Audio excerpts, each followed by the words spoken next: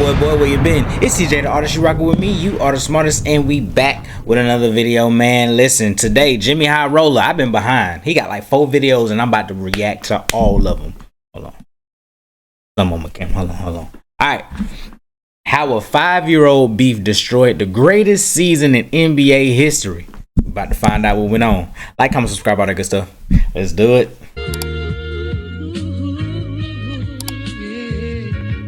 Could you turn me up in the headphones a little bit?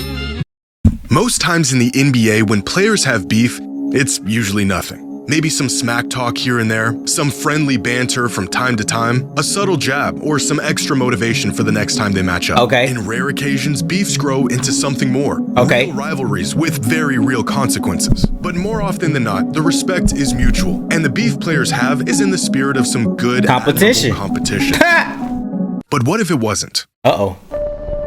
What if it got so out of control, it altered the very history of the NBA itself? Okay. When two players despise each other so much that the mere comparison of them is met with consequence. And what if the beef began over something that never really even mattered in the first place? Okay. Let's get it. Today's video, stay in on fan, that's the first mention of Wemby and Chet together in some degree, at least from what I could find, was in a basketball forum all the way back in December of 2020, where a user asked the question, who are your top 5 players for the class of 2021 and 2022? Every single answer that followed containing both the names Victor Wembanyama and Chet Holmgren, but in different orders. Chet 2, Wemby 3, Chet 1, Wemby 3, Wemby 2, Chet 3, Wemby 1, Chet 2. 2020 doesn't feel too long ago, but anyone who had Victor as the best prospect in this class was well ahead of the curve. Since at the time, he was just 16 years old and had about 10 months of film on his resume where he looked like an actual child trapped in a giant's body. Chet, on the other hand, was the #1 ranked prospect in America in his senior year of high school. I remember they was talking big for Chet Holmgren, like he gonna be the next this and next that, he the next step, everything. I remember that they was all over him, and then I remember he played 1 game versus LeBron James and was hurt for the year. I remember it. Well, already committed to Gonzaga and nearly 2 years older than Wemby. Ironically, Victor wasn't even in the class of 22. He was a member of the 23 NBA draft class. This question should have never even involved Victor in the first place. They just threw him in there. Fate would have it that these two would be compared long before they ever even faced one another. Due to COVID restrictions at the time, any and all potential interactions between the two were held off until the following season. But 7 months later, in the summer of 2021, Wemby and Chet would match up for the first time in their careers in a game that would spark the most heated rivalry in basketball today. All right. 2021. In July of 2021, the FIBA Basketball U19 final came down to the USA versus France, the most highly anticipated matchup of the summer with a world championship on the line. Team USA had a stacked roster featuring 10 future NBA players, some of which include Jaden Ivey, Peyton Watson, Kenny Lofton, Ryan Kalkbrenner, and the best player in the country, Chet Holmgren. France? Well, they had a 17-year-old Victor Wembanyama, who at the time was already seen as the best prospect in the world, regardless of age. The freakish frames and tools of both Wemby and Chet sparking conversations of similarities between the two. Both slim, lengthy big men with offensive games far too sharp for their size and NBA-ready defensive instincts. Defense, because they tall, they can block everything. The rarer unicorn? By the end of this game, those questions were answered.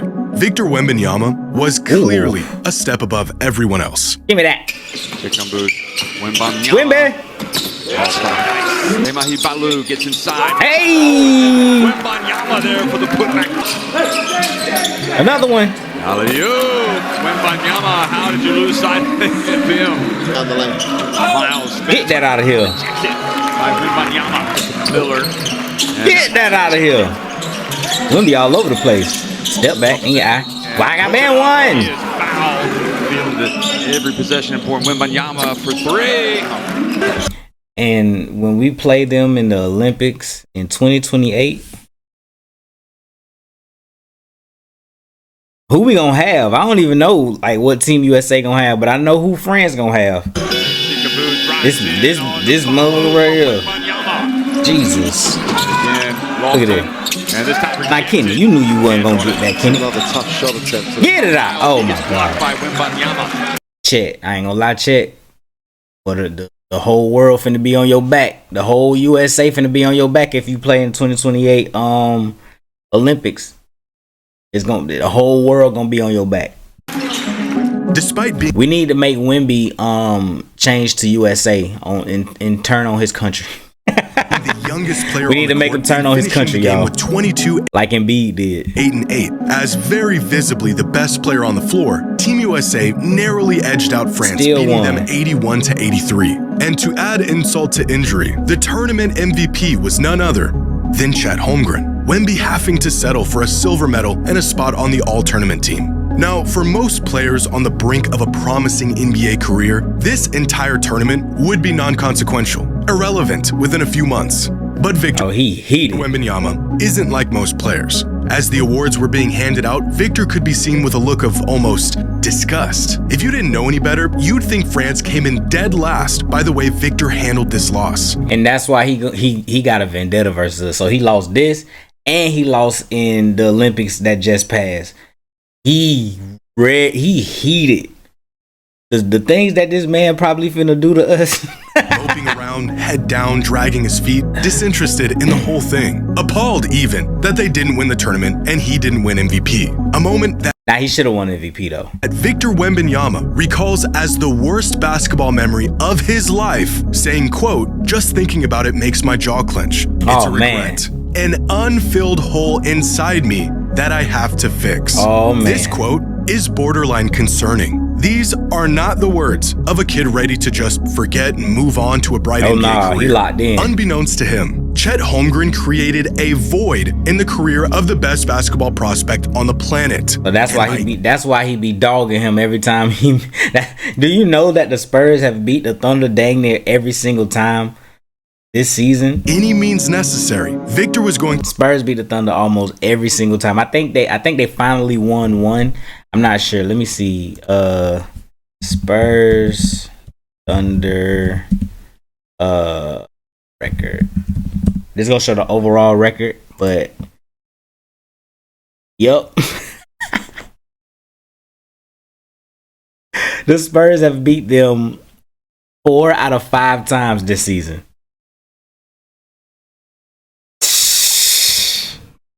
Oh my God.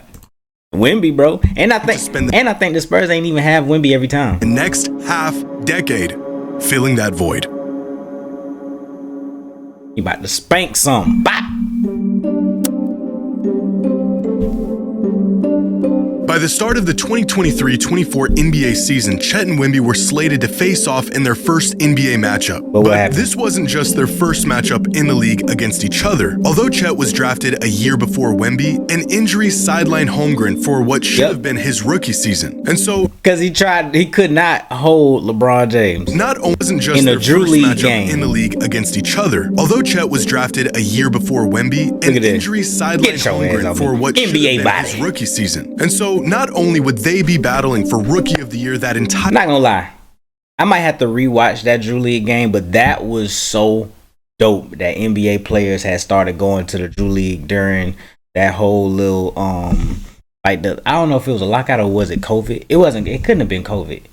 It was a lockout or something, but all of them went over to play in a Drew League. I think maybe it was an off season or something, but it was so fire, bro. Entire season, the very first game stuff like that of their respective careers were, of course, against one another. Now, this was a preseason game. It should not have meant anything at all.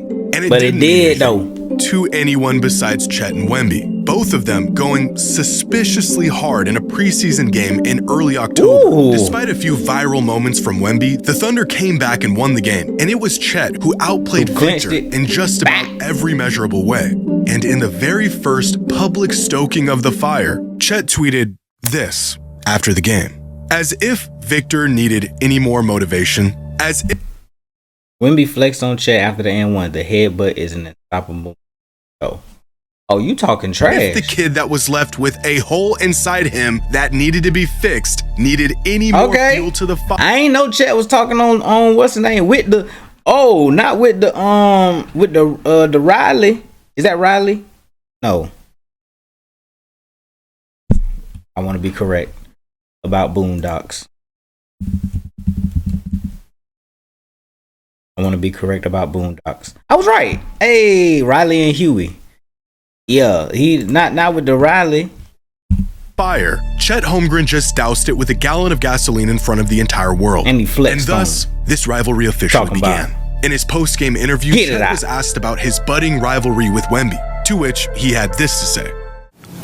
I know you and Victor have been connected for years, even though you haven't played against each other very much. And he just was saying that he thinks this is going to be the start of a lot of really good games against each other. Do you feel that way? 100%. I played against him a couple years ago in FIBA, and I plan to play a long time, and I'm sure he does too. So there'll be no choice but to go back and forth. So and he was right. There has, in fact, been. I thought you was gonna play it and he was gonna talk trash like, yeah, and I beat him multiple times. No choice but to go back and forth. Even before their first regular season matchup, their relationship was already being labeled as the makings of NBA's next intense rivalry. By their second matchup of the season, the intensity between them had already built up to the point where they were abandoning sets altogether to go at each other one-on-one. Wemby going out of his way to show Chet and the rest of the world there should have never been a comparison in the first place. The numbers on the scoreboard briefly becoming irrelevant in these moments. Now again, that was a travel. Chet didn't really even do anything to deserve this. An innocent bystander who just happened to cross paths with an alien in a FIBA tournament. But Wemby had a hole inside him, and he was fixing it. After the game, the media only made things worse by leading off with a slew of questions about the rivalry and what the two thought of it. In terms of not matching up directly with Chet, you guarded him defensively. But this is also a thing. Like, they have a rivalry, yes, but they also play two different roles for their own team. Wemby is clearly the number one option on his squad, and Chet is a piece to the bigger picture over on his squad. So, like, if they had to play their role 100% the whole game, Wemby will always cook Chet because Chet ain't gonna have that many attempts. Shai Gilgeous-Alexander is. So if Wemby decide, hey, it's me and nothing else, the whole team gonna be like, all right, cool. If Chet be like, it's me and nothing else, Shai gonna be looking like, well, you better go get that rebound.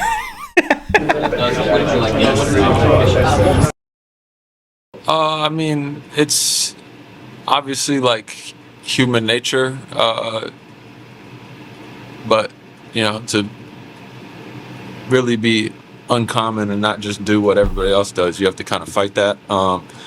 And obviously, that's the headline that you guys have. That's what ESPN's promoting. That's what the NBA is promoting, and rightfully so. Vic's a great player.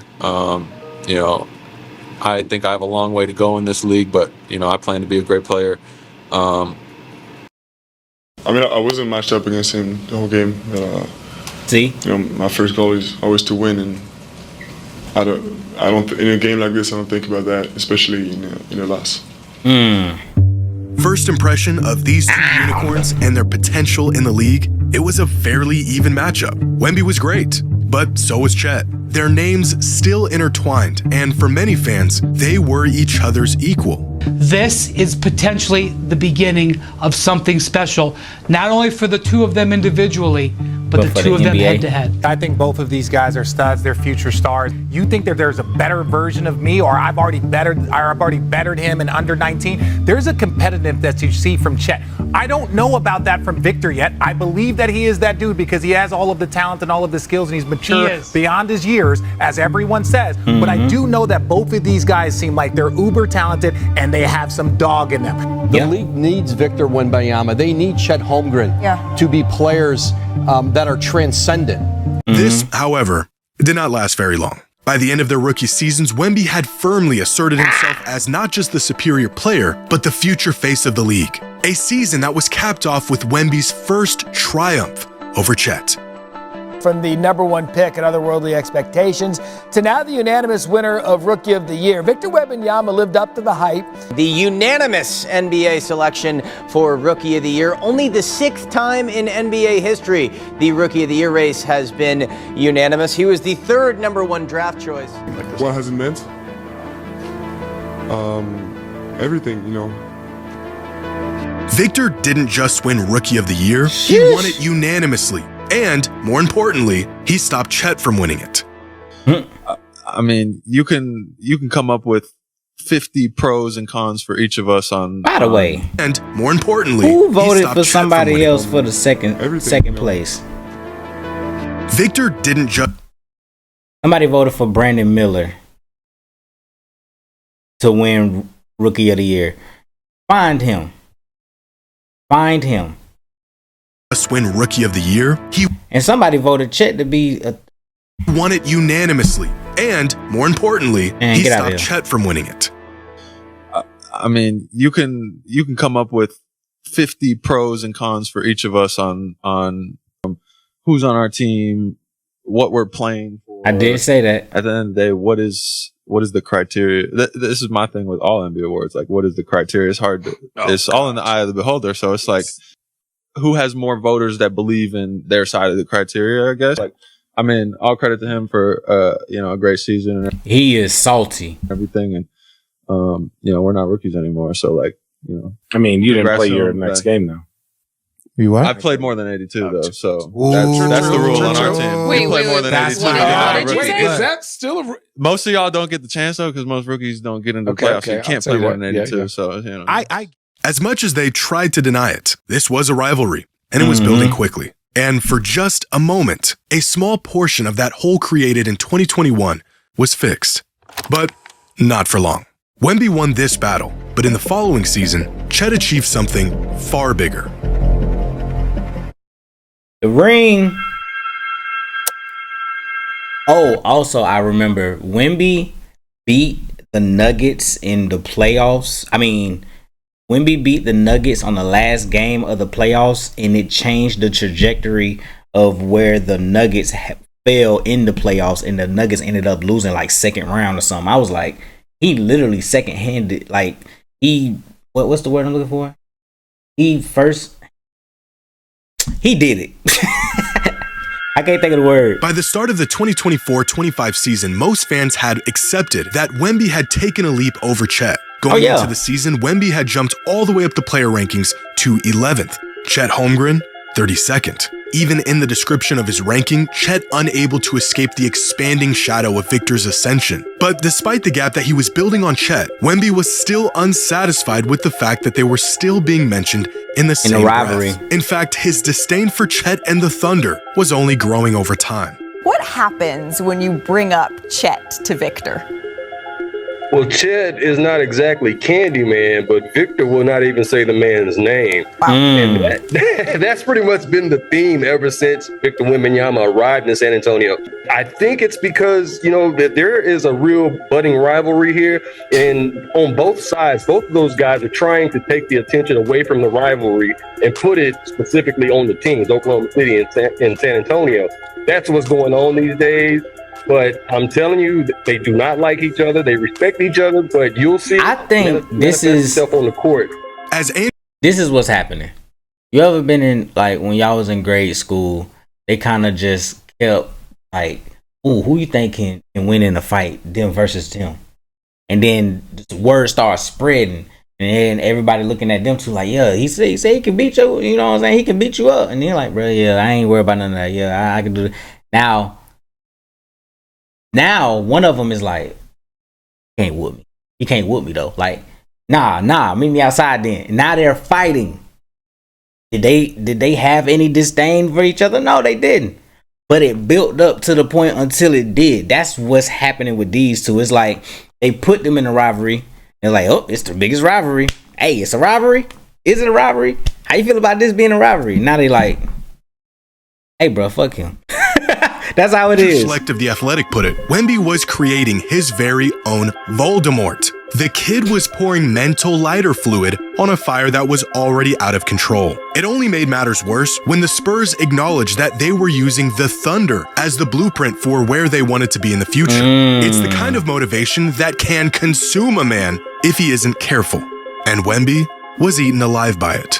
In their first matchup of the season, Chet completely outclassed Wemby, holding him to just 6 points in statistically his worst game of the entire season. On the other end, Chet had himself a game. The Thunder won the matchup, they were looking like early favorites to win the title, and the Spurs were still trying to figure out how they could possibly keep up. A performance that rekindled the Wemby versus Chet conversation. And before Victor could once again prove otherwise, he was dealt his biggest challenge yet. Breaking news out of the NBA, according to Shams Charania, Victor Wembanyama, the San Antonio Spurs star, is going to miss the rest of the season with what Shams is reporting, a form of a blood clot in his right shoulder. He is out for the season, and the Spurs believe that this is an isolated. While the Thunder were gapping the field and Chet was blossoming into a vital piece on a potential championship team, Victor was sidelined with a season-ending injury. What's the worst-case scenario for a man hell-bent on revenge and willing to do anything to get it? Being helpless and out of commission while your adversary is inching closer to basketball immortality. Well, actually, that's not quite the worst-case scenario, but this is. The Thunder have taken the NBA by storm. For the first time, the NBA champion resides in Oklahoma City. The storybook season is complete. Not the ring. It almost sounds like a work of fiction, this whole saga. This young man's rise to glory and his subsequent fall, idly watching his admittedly unjustifiable enemy achieve the ultimate goal. It's at this point where most players would probably let this whole thing go, realize that this beef has gotten out of control. They're two different players on two different timelines with two different paths. It's just not worth it to hold on to something that, in the grand scheme of things, is so insignificant. But Victor Wembanyama is not like most players. He ain't done. Lock in. You personally have not faced this team since October 2024. You didn't know it had been that long? I knew it had been long, but I didn't know it had been more than a year. In what ways does today's version of you approach that matchup differently? I mean, with much more experience in this league, in life, much more knowledge, I would say, of who we are as a team. It's going to be a totally different game than any before. By the start of the 2025-26 NBA season, a lot had changed over the last year. Wemby was back and ready to play basketball again. He made another jump in the preseason player rankings from 11th to 5th. Chet also made a jump of his own, from 32nd to 24th. For the first time, Wemby was officially recognized as an NBA superstar.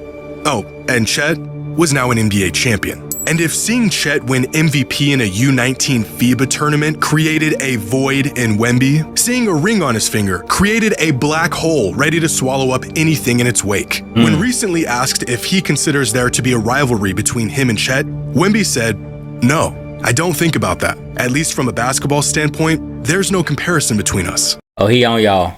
He said, stop comparing me to him. Stop it. I'm a star. He a role player. Let's get it. What does Wemby think about the comparison? Stop comparing me. His feelings hadn't changed. He's so appalled by it, he thinks there shouldn't be one. But maybe we should be asking Chet how he feels about the rivalry. Do you consider yourself and Victor Wembanyama a rivalry in the league? I don't think it's ever been up to players or teams to declare rivalries, so you're asking the wrong person. Yeah.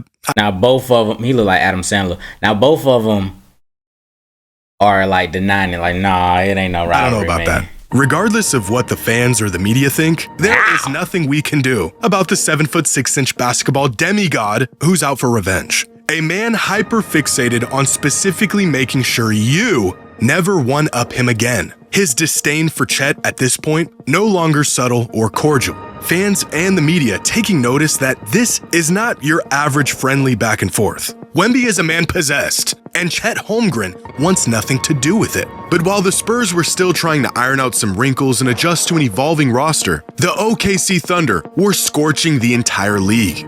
10-1, 15-1, 20-1, entering conversations of OKC having a good chance of breaking the all-time record for wins in a season. And Chet Holmgren, the right-hand man to the league MVP, with much larger sights than a beef with Wemby. Already sort of gone down the road. He says that he and Wemby have never really spoken. That rivalry is happening. I don't care what anybody says. Is there a possibility that Wemby's a little in his head at the moment? I think this thing is man-made. Yeah. Yep. Okay. Thank you, Lou. They're both Thank you, Lou. Will 7-footers, and they came out back-to-back years or whatever, and Chet was hurt. Other than that, that's where it ends for me. Like the real rivalry, it's levels to this conversation. The real rivalry to me is going to be SGA and Wemby. Those are the MVP candidates. Why would an MVP candidate have a rivalry with a guy that's not in that conversation? I think there's a lot of levels and a lot of layers to these conversations, and I think Wemby has graduated from that conversation of a rivalry with Chet.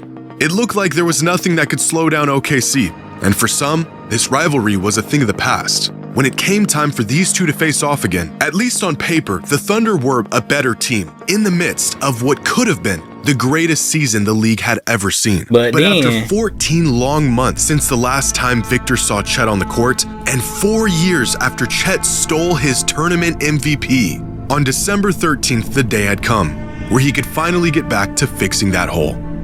Missed the last 12, and he's getting ready to head on the floor for his first action since November 14th. Harper pull up, Jay. No. Give me this. All that holding and filing. Look at that. No good. Another offensive board for Wembanyama. It's a different game now. Harper is lonely. Early in this game. Wembanyama goes down, gives it up. Champagny, 3-ball, corner pocket. Teardrop, no, blocked out of there. Get that out of here. What you doing? Antonio is quite a bit better with Victor Wembanyama. That's why you have to go get a guy with my experience. Oh, Lord have mercy. Dan Dwayne, Wemby's a plus 20. Not a post up for a big like Wemby is at the high elbow. Here's this matchup. Wembanyama with the rejection on home. Wembanyama changes everything at the defensive floor. Everything. It's over to Wembanyama. Made the catch. Fading away. Wemby. Wembanyama got it back. Fires. And it drops. I'm just bigger than you. That's all this boils down to. They do be putting Caruso on Wemby. Game-winning streak, just their second loss of the season. We saw your emotions throughout this one, as everyone's saying that the Thunder is a team that is almost unbeatable. What does this win say about where this group is right now? It says a lot, and it says a lot about where it's going to be in the future. I mean, that's only their second loss of this season. It means something. And then they did it again. And for the Spurs, the same starting five. Hey! Second loss of this season. I wonder how often they drug test Wemby, bro. Cause come on, bro. Come on, bro. I wonder how many times they look at this. Spurs off the backboard between the. We have seen slips. Wemby steps right through. Oh my goodness! I ain't gonna lie, these jerseys hard.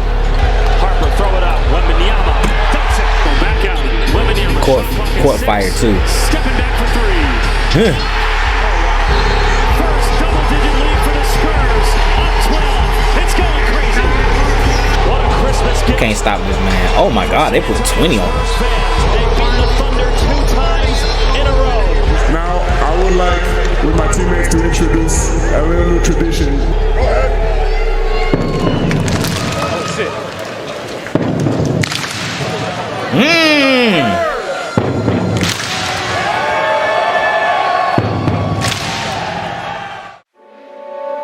The San Antonio Spurs and the Oklahoma City Thunder. They played close as hell too. Yeah, I ain't gonna lie. Playing 5 times in one season is actually crazy. Wembanyama continues to have. That's clearly for a bag. 5 times is crazy. For the Spurs positively, both the offensive end of the floor and the defensive end of the floor. They're on cue, Wemby with the buy one, get one free right now. Sure feels like one. Point just to let you know. All on your back. Circle. Get off me. Dribble pull up. and a propitious roll and a shooting touch to his teammate Wiggins and got it back. Get it out. Pulls one at the other end for 3. Got it. Watch it. Oh Lord. You better be glad he dropped that ball because he was about to do something. Spectacular pass. Hey, oh my gosh. Off the wide action, Wemby pulls the 3. Got it. Come on. Not only are they kicking their ass on the floor, but they're letting them hear about it. The passion, the noise talking. And not only have they beaten them 3 straight times, they punked them 3 straight times. How much fun was it to be back in the mix again after having to wait the last few weeks to play? Oh, I mean, you can't imagine. Just get better, do some beautiful things. And I just wanted to be a part of it, you know, and I'm glad that we can still do it when I'm here. I have no doubt, of course, but I'm just glad to be a part of something that's growing to be so beautiful and so pure and ethical basketball, you know.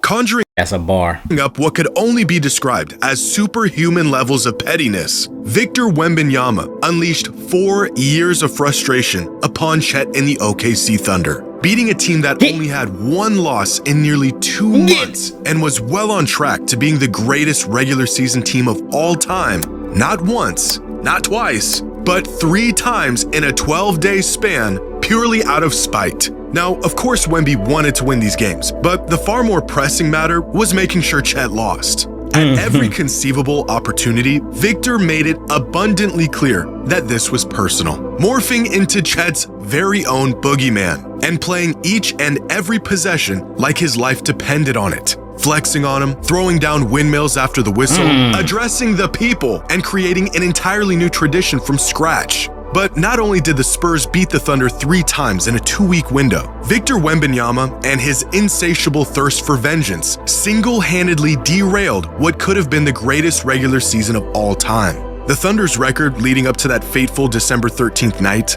24-1, on pace to beating the all-time wins record. Their record since that first matchup against the Spurs, 6-6. The record now well out of reach. Now, to say the Thunder have completely unraveled simply because Victor is a resentful man who is hell-bent on not letting things go may sound like a bit of an overestimation of the damage Wemby inflicted onto this franchise. Then again, if you told someone the future face of the NBA is still mad over a meaningless MVP he lost 5 years ago in an international tournament that nobody remembers and is still seeking revenge on the poor guy who stole it from him to this day, that would probably sound like an overreaction too. For the Spurs, these wins were a step in the right direction, a sign that they could really compete and beat the best team in the league.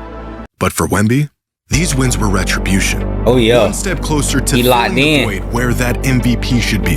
Intrinsic. By the way, that was Zach Edey next to him. Is Zach Edey tall too?